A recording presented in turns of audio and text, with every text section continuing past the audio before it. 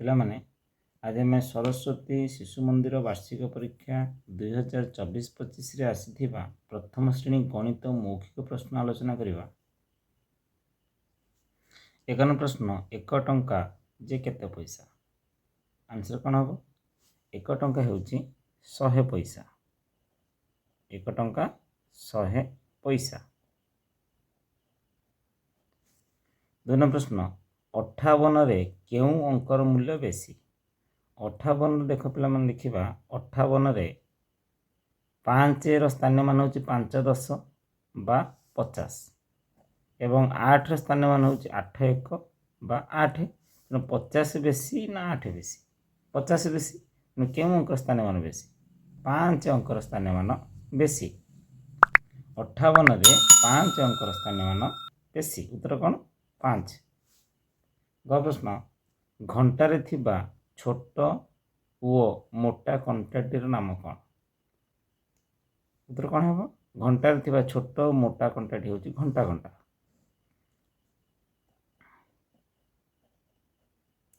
ଘଣ୍ଟା କଣ୍ଟା।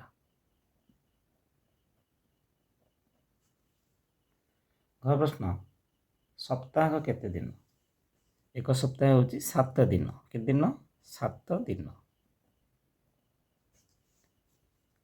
5 ପ୍ରଶ୍ନ, 10ରେ କେତୋଟି ଶୂନ ଦେଲେ 100 ହେବ? 10ରେ ଯଦି ଆମେ ଗୋଟିଏ ଶୂନ ଦେବା କେତେ ହେଲା? 100। 10ରେ 1ଟି ଶୂନ ଦେଲେ 100 ହେବ। ଉତ୍ତର କେତେ? 1ଟି। 6 ପ୍ରଶ୍ନ, 4 ଦଶା ଯେ କେତେ? ଉତ୍ତର କ'ଣ ହେବ? 4 ଦଶା ମାନେ 4ରେ ଆମେ 10 ଗୁଣିବା ବା 4 ଦଶା କେତେ? 4 ଦଶା ହେଉଛି 40। 7 ପ୍ରଶ୍ନ, 2ଟି 10 ଟଙ୍କିଆ ମିଶିଲେ କେତେ ଟଙ୍କା ହେବ? 2ଟି 10 ଟଙ୍କିଆ। 10 ଟଙ୍କିଆ ଗୋଟିଏ, ପୁଣି ଆଉ ଥରେ 10 ଟଙ୍କିଆ ଗୋଟିଏ। 2ଟି 10 ଟଙ୍କିଆ ମିଶିବ କେତେ ହେଲା? 10 10 ମିଶିଲେ 20। 2ଟି 10 ଟଙ୍କିଆ ମିଶିଲେ 20 ଟଙ୍କା ହେବ। 8 ପ୍ରଶ୍ନ, ତୁମ ବିଦ୍ୟାଳୟରେ ବାର୍ଷିକ ପରୀକ୍ଷା କେଉଁ ଇଂରାଜୀ ମାସରେ ହୁଏ? ବାର୍ଷିକ ପରୀକ୍ଷା କେବେ ହୁଏ? ବାର୍ଷିକ ପରୀକ୍ଷା ମାର୍ଚ୍ଚ ମାସରେ ହୁଏ। ଉତ୍ତର କ'ଣ ହେବ? ମାର୍ଚ୍ଚ। ମାର୍ଚ୍ଚ ମାସ। 9 ପ୍ରଶ୍ନ, ଇଂରାଜୀ ବର୍ଷର ପ୍ରଥମ ମାସର ନାମ କ'ଣ? ଇଂରାଜୀ ବର୍ଷର ପ୍ରଥମ ମାସ ହେଉଛି ଜାନୁଆରୀ। କ'ଣ ଉତ୍ତର? ଜାନୁଆରୀ।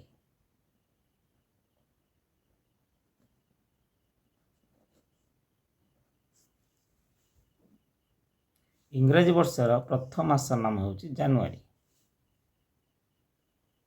10 ପ୍ରଶ୍ନ, କେଉଁ ସଂଖ୍ୟାକୁ ସେହି ସଂଖ୍ୟାରେ ମିଶାଇଲେ 10 ହେବ? 5କୁ ଯଦି ଆମେ 5ରେ ମିଶାଇବା ଉତ୍ତର କେତେ ହେବ? 10। ତେଣୁ କେଉଁ ସଂଖ୍ୟାକୁ ସେହି ସଂଖ୍ୟା ମିଶାଇଲେ 10 ହେବ? ଉତ୍ତର କ'ଣ? 5।